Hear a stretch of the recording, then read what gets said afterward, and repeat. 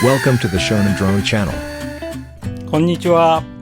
今回はドローンを飛ばしに三浦半島の最先端城ヶ島まで行ってきました。実は2回行っています。1回目はドローン47というドローン愛好会のイベントに参加して、でもう1回は5月の連休中に電車を使って行ってきました。今回はその様子をお届けしたいと思います。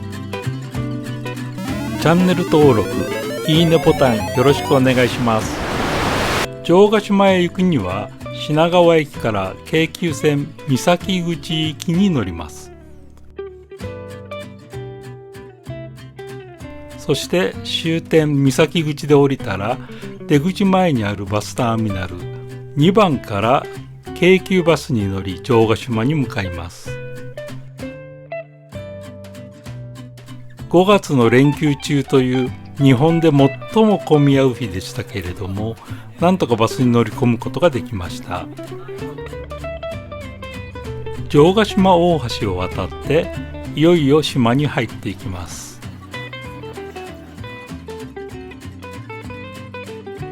橋を渡った最初のバス停白州碑前というところで降ります。白州碑というのは北原白秋という有名な詩人の碑で、バス停から200メートルほどの場所にそれはあります。バス停を降りたらこのマップのように駐車場を奥まで突っ切っていくと近道になります。いつも同じ方向から風が吹いているせいか、松が同じ方向に斜めになっています。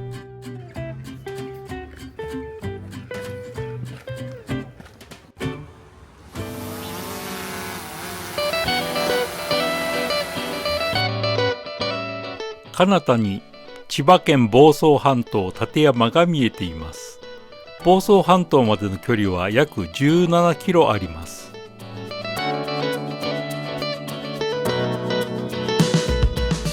東京から日帰りで行ける海と風の絶景の島、城ヶ島。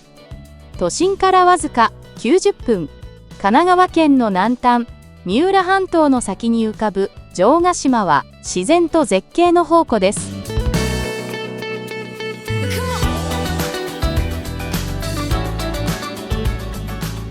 毎年11月から4月にかけて約2000羽もの海湯が越冬のために城ヶ島へやってきます。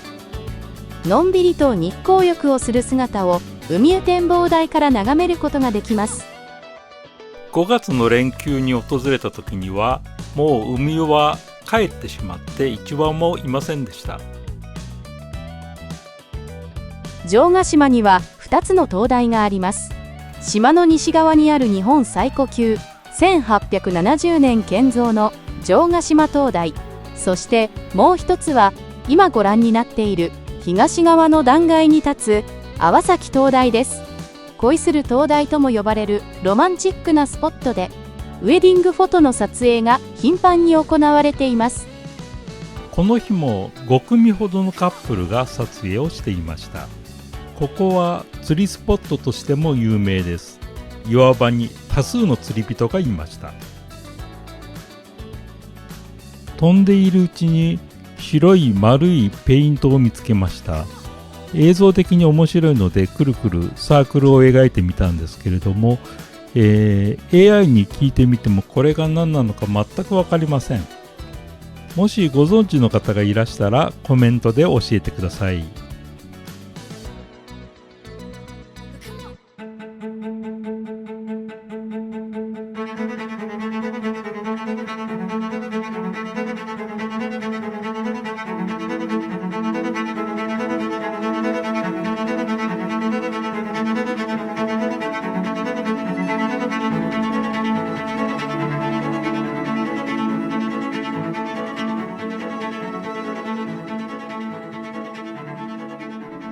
ドローンには全方向のセンサーがついているので、このように崖のそばに近づいてもピーピーピーという警告音が鳴って止まってくれます。だからそうぶつかることはめったにないんですけれども、やはりこのように崖に沿って飛ばすのは結構緊張します。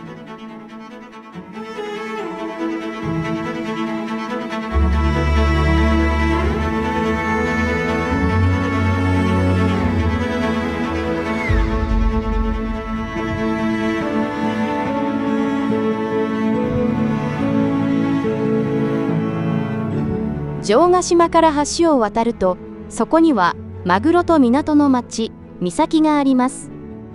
三崎港はマグロの水揚げで全国的に有名な港の一つ。日本だけでなく世界各地から運ばれてくる冷凍マグロも集積される遠洋漁業の基地です。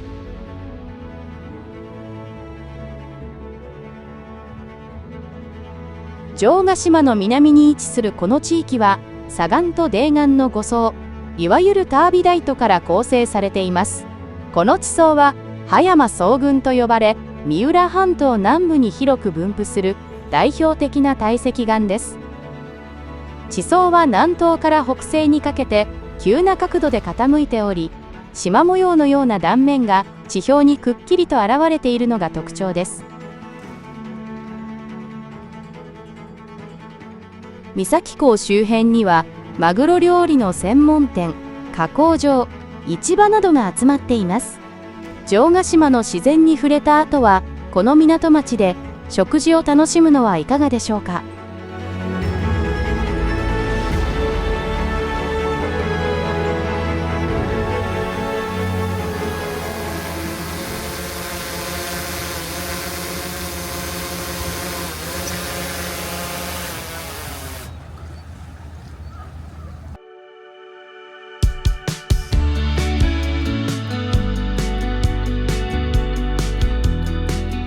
こちらの映像はドローン47のドローン飛行会に参加した時のものです。馬の背洞門の中をドローンでくぐり、そしてまた戻ってくるということをやっています。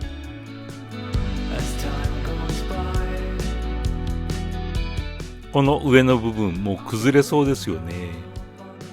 危険なので人がアーチの下をくぐることは禁止されています。何千年もかけて波の浸食により柔らかい部分が削られ、硬い部分が残ったことで形成された海蝕洞門です。またこの洞門は関東大震災前には小舟で穴をくぐることが可能でした。ちょっとご覧ください。地震で約 1.2 メートルから 1.5 メートルの隆起が観測されたそうです。昔は海中だった場所が現在は地上に現れ、こんな風に岩でゴロゴロした海岸になったそうです。さて、せっかくいい天気なので夕焼けも撮影しようと思い、南西の海岸に移動してきました。日が沈むのをここで待ちます。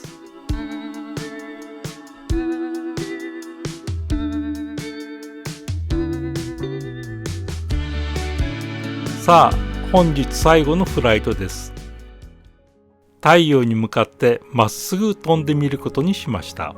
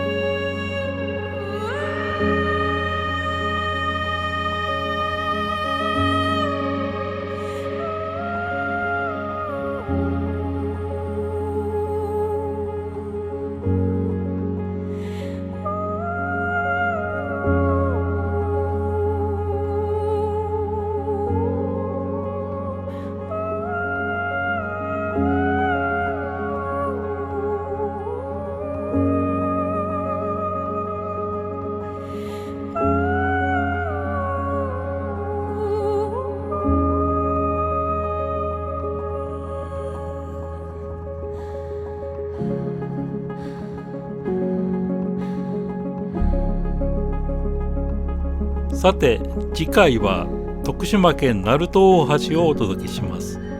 阿波踊りや鳴門の渦潮の様子も捉えてきました。